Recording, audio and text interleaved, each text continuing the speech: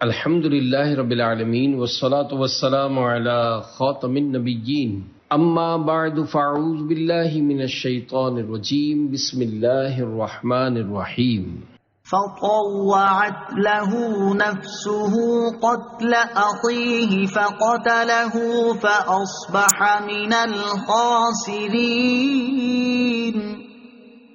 فبعث الله غرابا يبحث في الأرض ليريه كيف يواري سوءة أخيه قال يا ويلتى أعجزت أن أكون مثل هذا الغراب فأواري سوءة أخي فأصبح من النادمين۔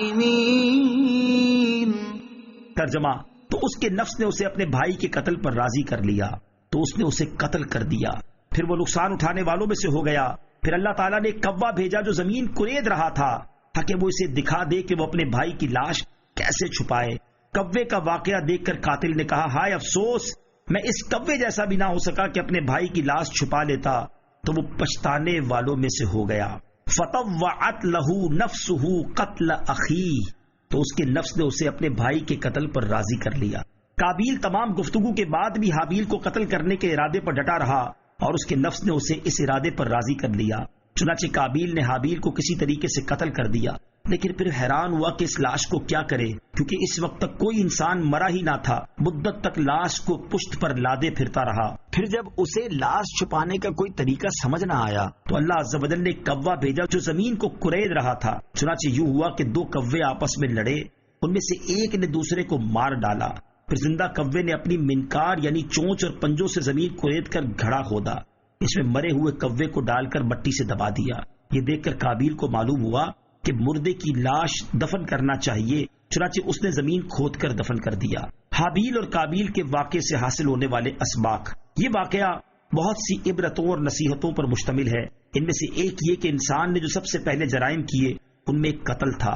دوسری یہ کہ حسد بڑی بری چیز ہے، حسد ہی نے شیطان کو برباد کیا اور حسد ہی نے دنیا میں قابیل کو تباہ کیا۔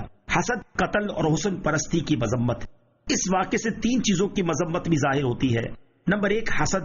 حضرت زبیر رضی اللہ تعالیٰ عنہ سے روایت ہے، ترمذی شریف کی حدیث، سرکار دو عالم صلی اللہ تعالیٰ علیہ وسلم نے ارشاد فرمایا، تم میں پچھلی امتوں کی بیماری سرایت کر گئی، حسد اور بغض، یہ مونڈ دینے والی ہے۔ میں نہیں کہتا کہ بال مونڈتی ہے، لیکن یہ دین کو مونڈ دیتی ہے۔ نمبر دو، قتل۔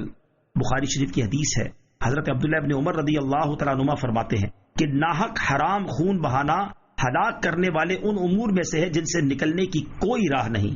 نمبر تین، حسن پرستی۔ حضرت ابو امامہ رضی اللہ تعالیٰ عنہ سے روایت ہے، تاجدار رسالت صلی اللہ تعالیٰ علیہ وسلم نے ارشاد فرمایا، عورت کے محاسن کی طرف نظر کرنا ابلیس کے زہر میں بجھے ہوئے تیروں میں سے ایک تیر ہے۔ من اجل ذلك كتبنا على بني اسرائيل انه من قتل نفسا بغير نفس او فساد في الارض فكأنما قتل الناس جميعا ومن أحياها فكأنما أحيا الناس جميعا وَلَقَدْ جَاءَتْهُمْ رُسُلُنَا بِالْبَيِّنَاتِ ثُمَّ إِنَّ كَثِيرًا مِّنْهُمْ بَعْدَ ذَلِكَ فِي الْأَرْضِ لَمُسْرِفُونَ۔ ترجمہ: اس کے سبب ہم نے بنی اسرائیل پر لکھ دیا کہ جس نے کسی جان کے بدلے یا زمین میں فساد پھیلانے کے بدلے کے بغیر کسی شخص کو قتل کیا تو گویا اس نے تمام انسانوں کو قتل کر دیا، اور جس نے کسی ایک جان کو قتل سے بچا کر زندہ رکھا اس نے گویا تمام انسانوں کو زندہ رکھا۔ اور بے شک ان کے پاس ہمارے رسول روشن دلیلوں کے ساتھ آئے، پھر بے شک ان میں سے بہت سے لوگ اس کے بعد بھی زمین میں زیادتی کرنے والے ہیں۔ من اجل ذلک کتبنا علی بنی اسرائیل، اس کے سبب ہم نے بنی اسرائیل پر لکھ دیا۔ بنی اسرائیل کو یہ فرمایا گیا اور یہی فرمان ہمارے لیے بھی ہے کیونکہ گزشتہ امتوں کے جو احکام بغیر تردید کے ہم تک پہنچے ہیں وہ ہمارے لیے بھی ہیں۔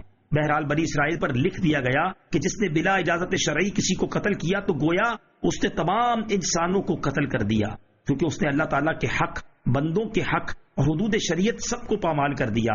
اور جس نے کسی کی زندگی بچا لی، جیسے کسی کو قتل ہونے سے یا ڈوبنے یا جلنے یا بھوک سے مرنے وغیرہ اسباب ہلاکت سے بچا لیا، تو اس نے گویا تمام انسانوں کو بچا لیا۔ قتل ناحق کی دو وعیدیں۔ نمبر 1، حضرت ابو ہریرہ رضی اللہ تعالیٰ سے روایت ہے، حضور اقدس صلی اللہ تعالی علیہ وسلم نے ارشاد فرمایا، کسی مومن کو قتل کرنے میں اگر زمین و آسمان والے شریک ہو جائیں تو اللہ تعالیٰ ان سب کو جہنم میں دھکیل دے۔ نمبر 2، حضرت برہ بن عازب رضی اللہ تعالیٰ عنہ سے روایت ہے، رسول اکرم صلی اللہ تعالی علیہ وسلم نے ارشاد فرمایا، اللہ تعالیٰ کے نزدیک دنیا کا ختم ہو جانا ایک مسلمان کے ظلمن قتل سے زیادہ سہل ہے۔ امن و سلامتی کا مذہب۔ یہ آیت مبارکہ اسلام کی اصل تعلیمات کو واضح کرتی ہے کہ اسلام کس قدر امن و سلامتی کا مذہب ہے اور اسلام کی نظر میں انسانی جان کی کس قدر اہمیت ہے۔ اس سے ان لوگوں کو عبرت حاصل کرنی چاہیے جو اسلام کی اصل تعلیمات کو پس پشت ڈال کر دامن اسلام پر قتل و غارت گری کے حامی ہونے کا بدنما دھبا لگاتے ہیں، اور ان لوگوں کو بھی نصیحت حاصل کرنی چاہیے جو مسلمان کہلا کر بے قصور لوگوں کو بم دھماکوں اور خودکش حملوں کے ذریعے موت کی نیند سلا کر یہ گمان کرتے ہیں کہ انہوں نے اسلام کی بہت بڑی خدمت سر انجام دے دی۔ قتل کی جائز صورتیں۔ قتل کی شدید ممانعت کے ساتھ چند صورتوں کو اس سے جدا رکھا ہے، اور آیت مبارکہ میں بیان کردہ وہ صورتیں یہ ہیں۔ نمبر 1، قاتل کو قصاص میں قتل کرنا جائز ہے۔ نمبر 2، زمین میں فساد پھیلانے والے کو قتل کرنا جائز ہے۔ اس کی تفصیل اگلی آیت میں موجود ہے۔ اس کے علاوہ مزید چند صورتوں میں شریعت نے قتل کی اجازت دی ہے۔ نمبر 1، شادی شدہ مرد یا عورت کو زنا کرنے پر بطور حد رجم کرنا۔ نمبر 2، مرتد کو قتل کرنا۔ نمبر 3، باغی کو قتل کرنا۔ صدق اللہ